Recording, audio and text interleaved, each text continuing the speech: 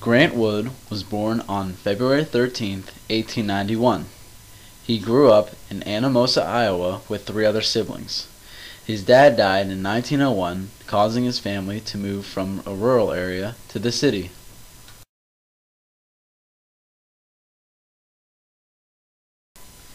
This is where he met his best friend, Marvin Cohn, who both had a high interest in painting. After high school, he attended Minneapolis School of Design and Handicraft. This is where he learned to work with various metals and designs. He believed that this would be his true calling. Then, in 1913, Grant Wood moved to Chicago and set up a jewelry and a fine metal workshop. Such products of this workshop included handcrafted jewelry and other metallic works of art. Business was no good, so unfortunately he had to sell it. He was then enlisted into the Army. His duties included painting camouflage onto artillery. Grant Wood saw no form of combat.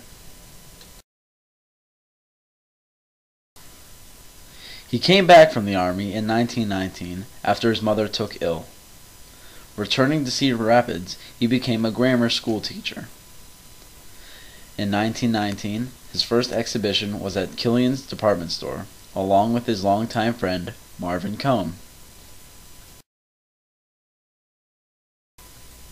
After competing department stores saw his work in the expedition, they hired Wood to decorate the store window displays with mural and portrait commissions.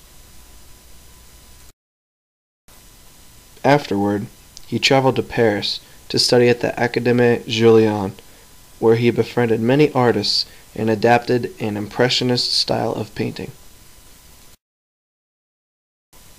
When he returned in 1927, he and Marvin Cohn were both commissioned to complete a stained glass window at the Veterans Memorial Building in Cedar Rapids.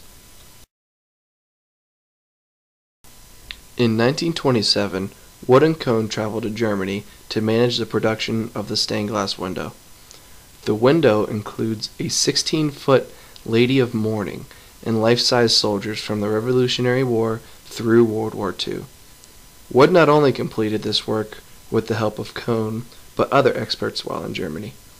Also while in Germany, Wood dropped the Impressionist style of painting and adopted the Realist style instead, as seen in this painting known as Plaid Sweater.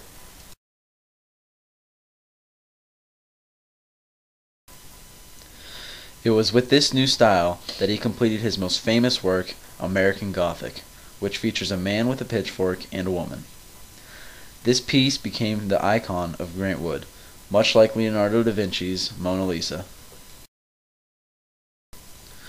Wood's inspiration of American Gothic actually came from what is known as today as the American Gothic house. Wood decided to paint the house along with the people he believed would be best fit to live in that house. The man wielding the pitchfork represents hard labor, and the woman's apron representing early 20th century American apparel. The two people who modeled for the painting were his sister and his dentist. The American Gothic is also known as one of the most parodied paintings in existence, from the Obama family to Kiss to Homer Simpson.